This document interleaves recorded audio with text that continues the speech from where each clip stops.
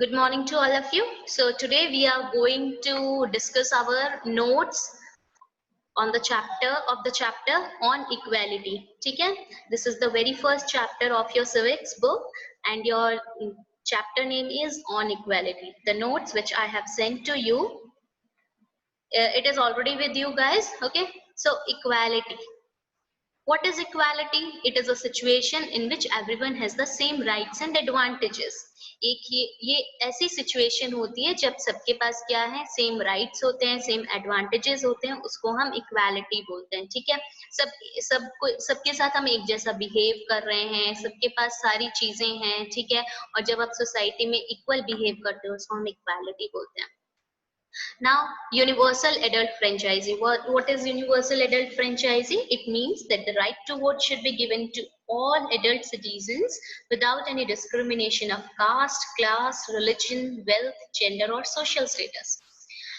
Universal adult franchisee का meaning होता है जब राइट टू वोट दिया जाता है. ठीक है, किसको दिया जाता है? जितने भी एडल्ट सिटीजन्स हैं उनको जब राइट टू वोट, उनको वोट देने का अधिकार दिया जाता है, उसे हम यूनिवर्सल एडल्ट फ्रेंचाइजी. बट जो आप वोट देते हो उसमें कोई डिस्क्रिमिनेशन नहीं होना चाहिए कि अपर कास्ट को ही देना है या लोअर कास्ट को देना, सॉरी हम लोअर क्लास को नहीं देंगे, इस रिलीजन के लोगों को नहीं देंगे. नो, आप किसी भी कास्ट, हमें किसी के साथ कोई डिस्क्रिमिनेशन नहीं करना है. किस बेसिस पे? ना हमें कास्ट के बेसिस पे करना है, ना क्लास के बेसिस पे, रिलीजन, वेल्थ की कितनी, चाहे वो कितना ही अमीर हो चाहे कितना ही गरीब हो. ठीक है, सबको हम क्या देते हैं? यूनिवर्सल एडल्ट फ्रेंचाइजी के according right to vote. Okay, now other kinds of equality. और कौन सी? राइट टू वोट तो दे दिया कि सबके पास इक्वल राइट है. This is one kind of equality we have given to all the citizens. Okay, now there are other kinds of equality also. People equality on the basis of caste, religion, मतलब without any discrimination. इन सारी चीजों में भी क्या होनी चाहिए? Equality होनी चाहिए. तो जो लोग एक्सपीरियंस करते हैं इन इक्वालिटी, हमने इस चैप्टर में 2 टाइप्स की इनइक्वालिटीज देखी. First on the basis of the caste system and second on the basis of the religion. Okay, so caste system के बेसिस पे भी क्या होनी चाहिए? इक्वालिटी होनी चाहिए. और कास्ट सिस्टम हटे इसके लिए हमारे कॉन्स्टिट्यूशन में अनटचेबिलिटी को क्या किया गया? बैन किया गया. इसके लिए राइट टू इक्वालिटी लेके आया, हमारा एक जो फंडामेंटल राइट है वो लेके आए, राइट टू इक्वालिटी. ठीक है, किस लिए? इस कास्ट सिस्टम हट सके जिससे सबको इक्वल फील हो. Then religion, again everyone is equal before the law के सामने सब इक्वल है, चाहे वो कोई भी रिलीजन हो, कोई भी कास्ट हो. तो लोग जिस बेसिस पे इनइक्वालिटी फेस करते हैं, जो हमने इस चैप्टर में पढ़ा, हमने 2 एग्जांपल्स पढ़े, कास्ट सिस्टम के बेसिस पे, रिलीजन के बेसिस पे. तो इन बेसिस पे भी क्या होना चाहिए? इक्वालिटी होनी चाहिए. और गवर्नमेंट ने इन बेसिस पे इक्वालिटी लाने के लिए क्या किया? बहुत सारे लॉज बनाए. Okay, next, recognizing dignity. I already told you the meaning of dignity. What is the meaning of dignity? Dignity means self-respect. Okay, same value, respected, that is dignity. और अगर हम हिंदी में बोले तो हिंदी में dignity का मतलब होता है इज्जत. Okay, when persons are treated unequally, their dignity is violated. अब जब लोग unequal treat फील करते हैं कि हमारे साथ अनइक्वालिटी हो रही है, ठीक है, हम अनइक्वल हैं, हम इक्वल नहीं, आप जब इक्वल फील नहीं करते हो तो उनकी डिग्निटी आपको अंदर से बहुत बुरा लगता है ना, तो that is called dignity is violated. ठीक है, आपकी डिग्निटी, आपकी सेल्फ रिस्पेक्ट को चोट पहुंच रही है. ठीक है, dignity is the right of a person to be valued and respected for their own sake and to be treated ethically. Dignity क्या है?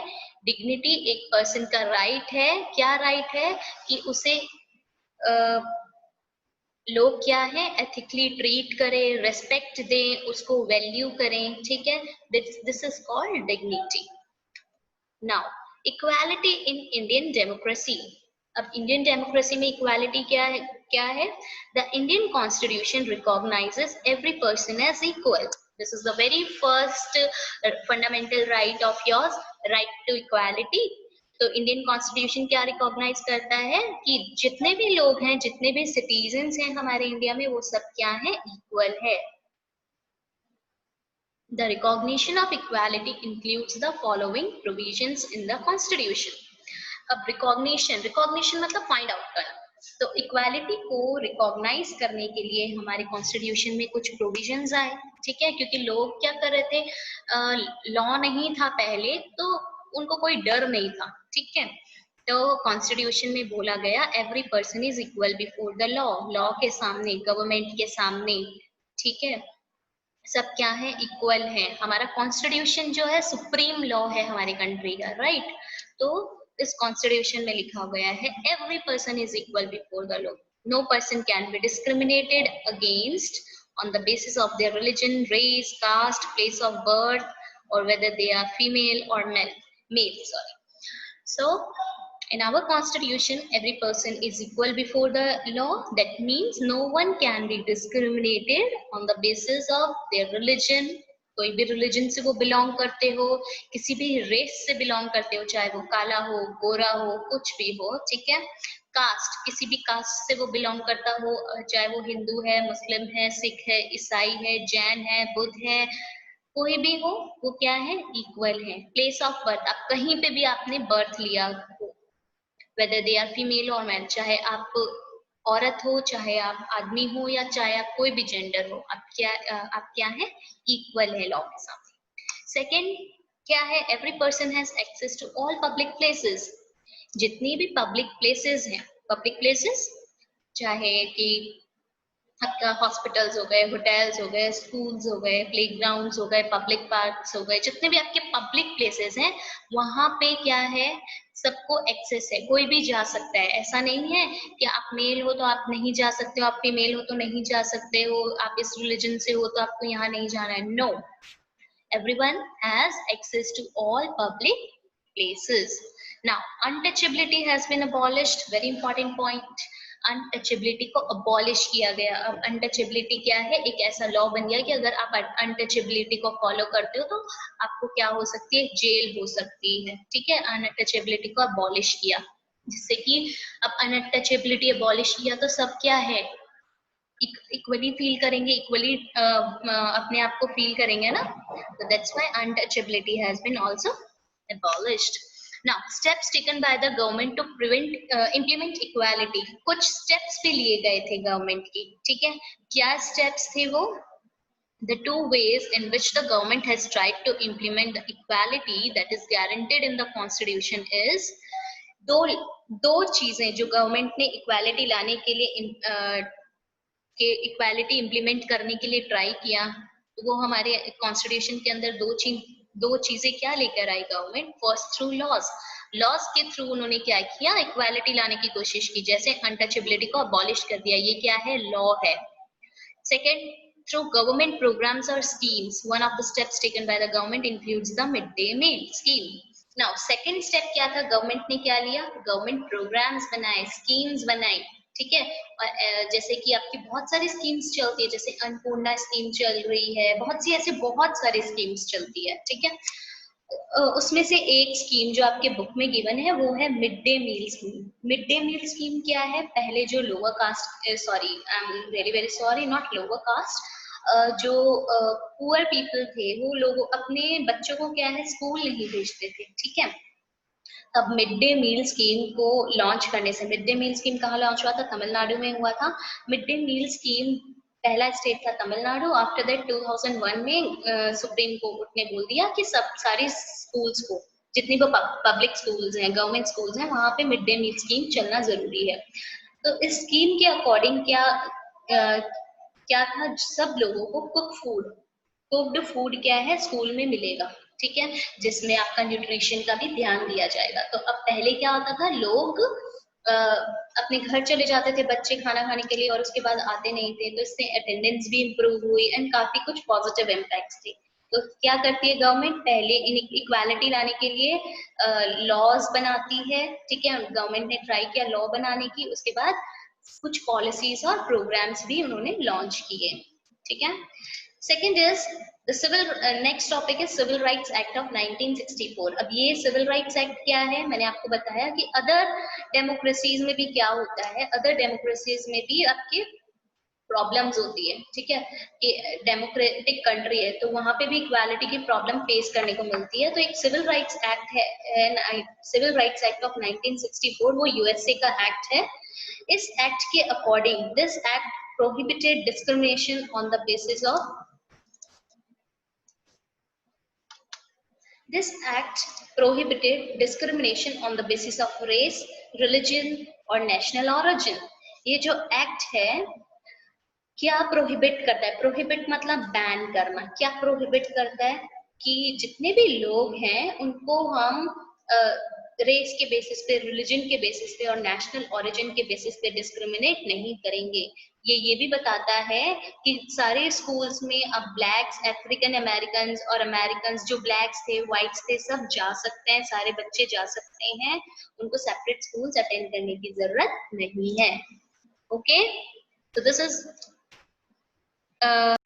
now these are your question answers, your exercise. First of all, your first question is match the following. जूठन, जूठन क्या है? जूठन एक book है, ठीक है। जूठन किसने लिखी है? जूठन लिखी है ओम प्रकाश वाल्मीकि जी ने लिखी थी, इनकी ऑटोबायोग्राफी है। सेकेंड है आपका father of the Indian constitution. Who is the father of our Indian constitution?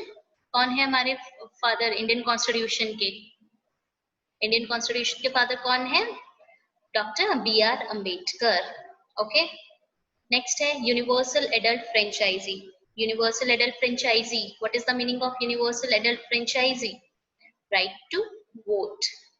Next question, African American. African American कौन है? अफ्रीकन अमेरिकन यहाँ पे रोजा पार्क। रोजा पार्क क्या है यहाँ पे? African American. Dalit, what is the meaning of Dalit? Just look at the options. Dalit ka meaning hai broken. Okay, so this is your question number first. Match the following. Your next question is very short question, very short answer type questions. On first question, on what basis were the Ansaris treated unequally? Ansaris को किन basis पे unequally treat किया जा रहा था? The Ansaris were treated unequally on the basis of religion. उनको unequal treat किया जा रहा था, discriminate किया जा रहा था किस basis पे? Religion के basis पे. Now your second question is what do you mean by dignity? Dignity का meaning क्या है? Dignity means thinking of oneself and others as worthy of self-respect.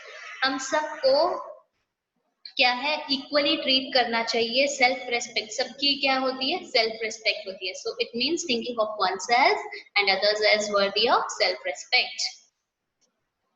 Next, what are the two ways in which the government has tried to implement the equality that guaranteed in the constitution? Question का meaning है ऐसे कौन से दो तरीके हैं जिसमें government ने ट्राई किया इक्वालिटी को इम्प्लीमेंट करने का, गारंटी करने का? हमने अभी नोट्स में भी पढ़ा। Firstly through the laws, secondly through government programs or schemes to help unprivileged groups, जिनके पास सारे resources available नहीं होते हैं, जिनके पास ज्यादा privileges नहीं होती है, उनको help करने के लिए गवर्नमेंट ने क्या किया? गवर्नमेंट programs और schemes को launch किया। Now next question, who have been employed to cook the meal under midday meal scheme? किनको employ किया गया? किसको employment मिली थी? Dalit women have been employed for this purpose. Dalit women को क्या किया गया? Employment दी गई, employ किया गया। किस पर्पस के लिए? कि मिड डे मील स्कीम के अंदर जो दलित वुमेन्स हैं वो खाना पकाएंगी। Next, what was the condition of the African Americans in the United States of America prior to 1950s? African Americans की United States में 1950 से पहले क्या condition थी? Prior का मतलब होता है पहले। Prior to 1950s, the African Americans were treated extremely unequally in the USA and denied equality through laws. 1950s से पहले, 1950s के पहले अफ्रीकन अमेरिकन को बहुत ही ज्यादा अनइक्वल ट्रीट किया जाता था। ओके, और उनको मना भी कर दिया था कि हम इक्वालिटी, लॉ के थ्रू आपको इक्वालिटी भी नहीं देंगे। Next, what is known as the civil rights movement? Civil rights movement क्या है? A movement took place in the USA. आप सबको पता है यूएसए में ये मूवमेंट चला था। कब चला था? 1950s में, in the late 1950s to push for equal rights for African Americans. Okay, this movement later came to be known as the Civil Rights Movement. Equal rights African American को equal rights देने के लिए USA में एक movement चला, ठीक है, 1950s के टाइम पे। उस मूवमेंट को हम सिविल राइट्स मूवमेंट बोलते हैं। Next short question answer. In a democracy why is universal adult franchise important? In a democracy आप सबको पता है every citizen is equal. The concept of universal adult franchise is based on equality के basis पे है ये concept जो है। Therefore, it is important in a democracy. Under universal adult franchisee, every adult, irrespective of caste, creed, religion, sex, etc., is allowed to vote. I already explained you, एक democracy में universal adult franchise इसलिए important होती है क्योंकि ये equality के basis पे है। इसका जो कॉन्सेप्ट है इक्वालिटी पे बेस्ड है और इक्वालिटी हमारे डेमोक्रेसी में बहुत ज्यादा जरूरी है। और हम यूनिवर्सल एडल्ट फ्रेंचाइजी में हर एडल्ट को क्या करते हैं, राइट देते हैं वोट करने का। State any two ways in which Article 15 addresses inequality. ऐसे दो तरीके जिसमें Article 15 जो है वो क्या करती है, एड्रेस करती है इक्वालिटी।